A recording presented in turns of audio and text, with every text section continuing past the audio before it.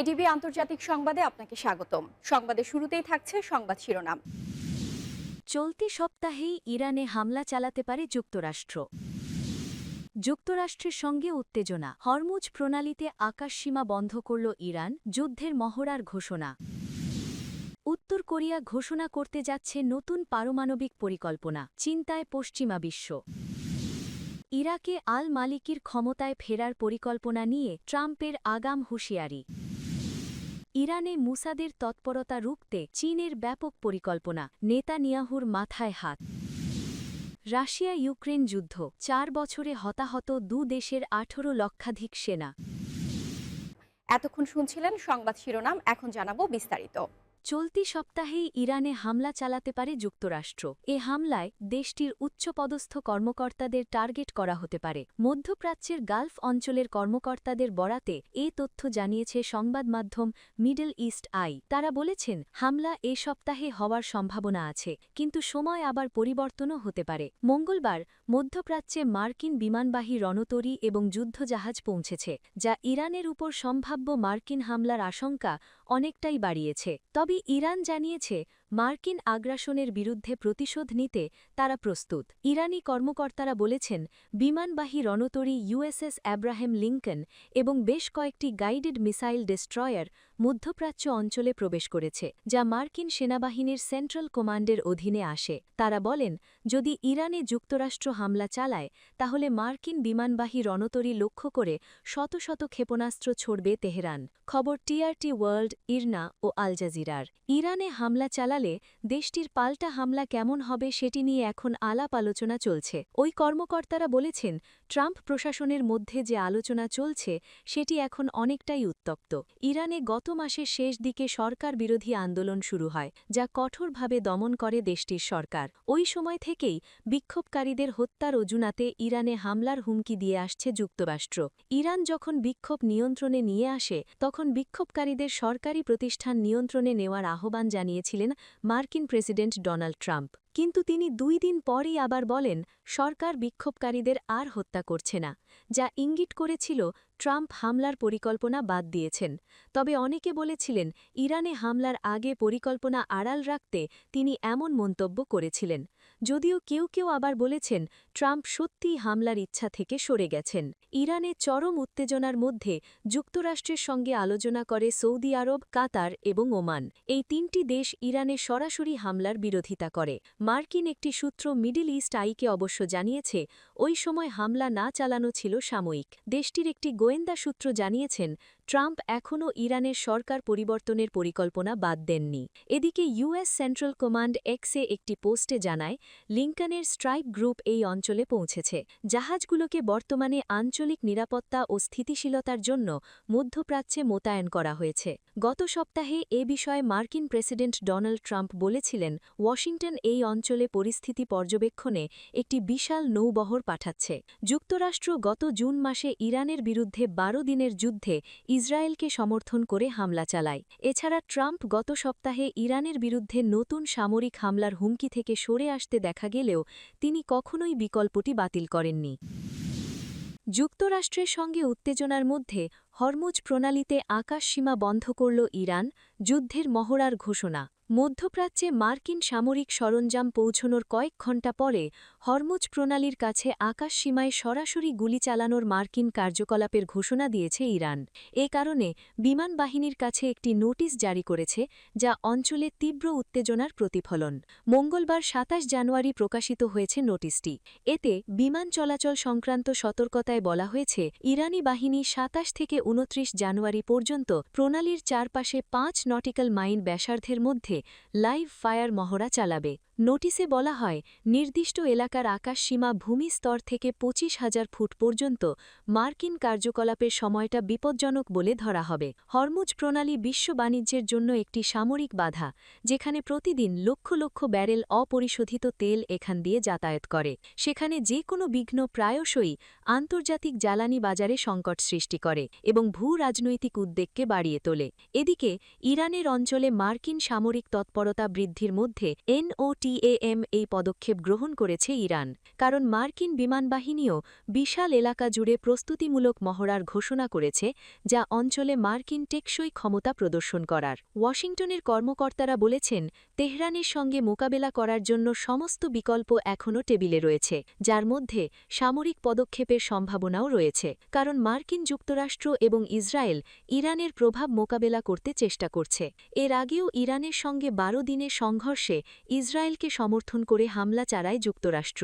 অন্যদিকে ইরানি কর্তৃপক্ষ সতর্ক করেছেন, যে কোনো আক্রমণের প্রতিক্রিয়ায় দ্রুত ব্যাপক প্রতিক্রিয়া জানাতে তারা প্রস্তুত। ইরানে কয়েক সপ্তাহ আগে অর্থনৈতিক সংকট থেকে ব্যাপক বিক্ষোভ শুরু হয়। সরকার বিক্ষোভকারীদের উপর দমনপীড়ন চালালে ট্রাম্প হুঁশিয়ারি দিয়েছিলেন, বিক্ষোভকারীদের হত্যা করা হলে যুক্তরাষ্ট্র ইরানে হামলা চালাবে।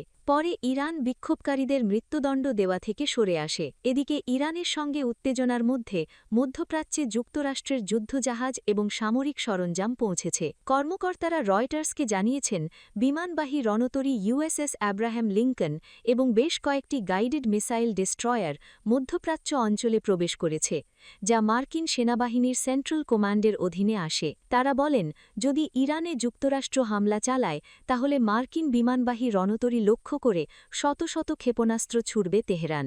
খবর TRT ওয়ার্ল্ড, ইরনা ও আল জাজিরার।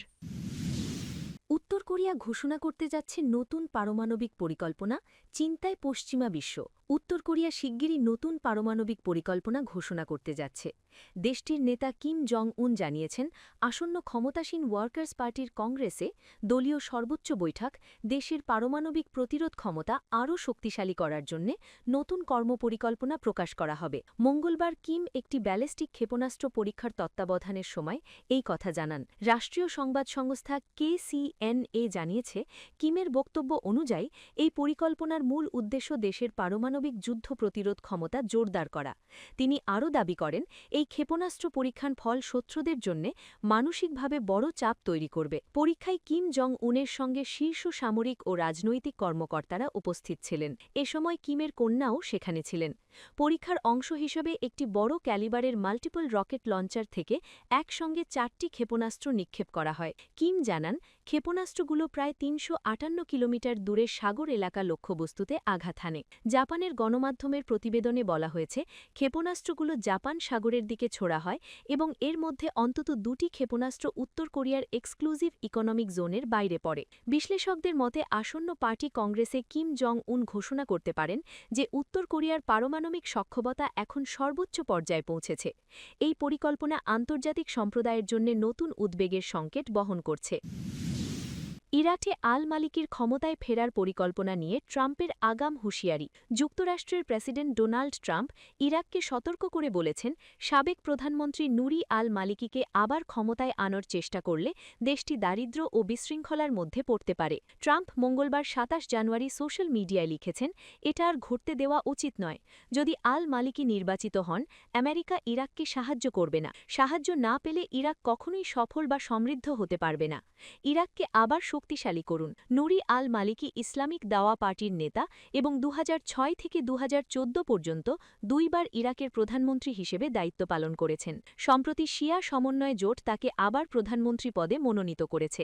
নভেম্বরে অনুষ্ঠিত সংসদীয় নির্বাচনে শিয়া জোট ৩২৯ আসনের মধ্যে ১৮৭টি জয়ী হয়েছে। ইরাকের রাষ্ট্রপতি আব্দুল লাতিফ রশিদ আল মালিকিকে অভিনন্দন জানিয়েছেন এবং আশা প্রকাশ করেছেন, আল মালিকির নেতৃত্ব দেশকে রাজনৈতিক স্থিতিশীলতা, অংশীদারিত্ব এবং উন্নয়নের দিকে এগিয়ে নেবে। আল মালিকি ১৯৫০ সালে জন্মগ্রহণ করেন এবং ১৯৬৮ সালে দাওয়া পার্টিতে যোগ দেন। সাদ্দাম হুসেনের শাসনের সময় তিনি ইরান আশ্রয় নেন। ২০০৩-এ মার্কিন নেতৃত্বাধীন আগ্রাসনের পর সাদ্দামের পতনের পর ইরাক দীর্ঘদিন অস্থিতিশীলতার মধ্যে ছিল।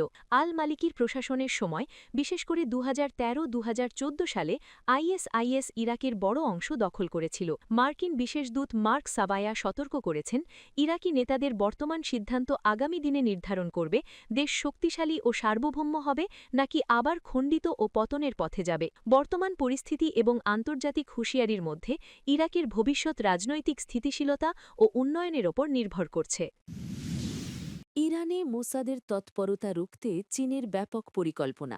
নেতানিয়াহুর মাথায় হাত। ইরানের অভ্যন্তরে কুখ্যাত ইসরায়েলি গোয়েন্দা সংস্থা মোসাদের ক্রমবর্ধমান অনুপ্রবেশ ও গোপন অপারেশন ঠেকাতে বেইজিং এক বিশাল কৌশলগত পরিকল্পনা গ্রহণ করেছে। ২০২৫ সালে ইরানের ভেতরে ইসরায়েলের সুদূরপ্রসারী হামলা এবং গুরুত্বপূর্ণ নথিপত্র চুরির মাধ্যমে যে নিরাপত্তা ঘাটতি প্রকাশ পেয়েছে তা চীনকে গভীরভাবে ভাবিয়ে তুলেছে। বেইজিং মনে করছে মোসাদের এই সক্ষমতা বিশ্ব নিরাপত্তার জন্যে একটি প্যান্ডোরা বক্স বা নতুন বিপদ খুলে দিয়েছে। মডার্ন ডিপ্লোম্যাসির প্রতিবেদনে জানানো হয়েছে ২০২৬ সালের জানুয়ারি থেকে চীন ইরানকে পরামর্শ দিয়েছে যেন তারা সব ধরনের মার্কিন ও ইসরায়েলি সফটওয়্যার ব্যবহার বন্ধ করে দেয়। এর পরিবর্তে চীন ইরানকে নিজস্ব ক্লোজড সিস্টেম বা সুরক্ষিত প্রযুক্তি সরবরাহ করছে, যা হ্যাক করা মোসাদের জন্য অত্যন্ত কঠিন হবে।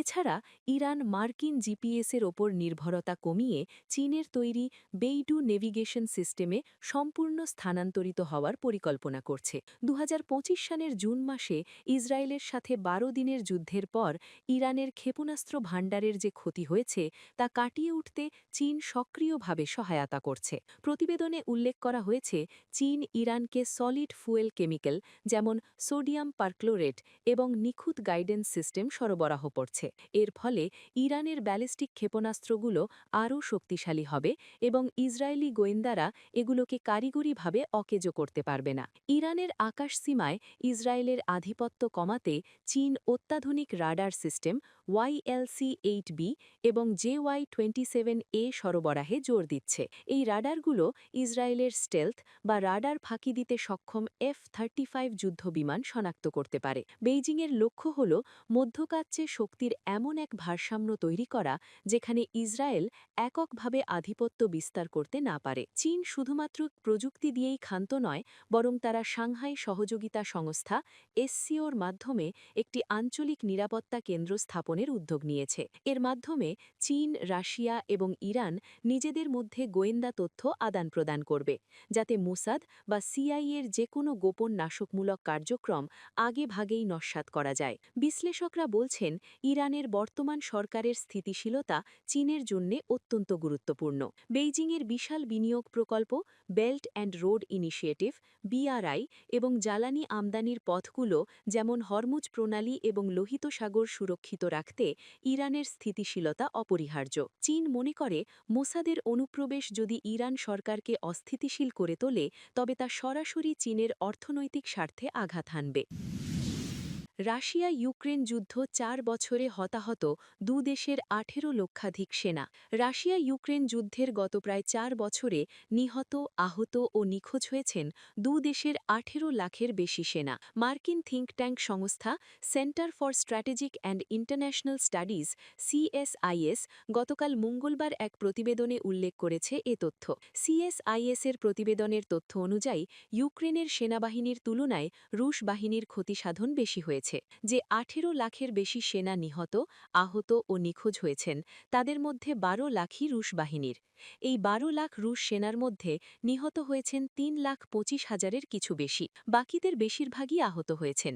এছাড়া নিখোঁজ আছেন বেশ কয়েক হাজার সেনা। রুশ বাহিনীর এই ক্ষতিসাধন সম্পর্কে CSIS-এর প্রতিবেদনে বলা হয়েছে, দ্বিতীয় বিশ্বযুদ্ধের পর কোনো বৃহৎ শক্তির সেনাবাহিনী বিশ্বের কোথাও কোনো যুদ্ধে এত বেশি হতাহত এবং ক্ষতিসাধনের শিকার হয়নি। ক্ষতিসাধন অবশ্য ইউক্রেনেরও কম হয়নি।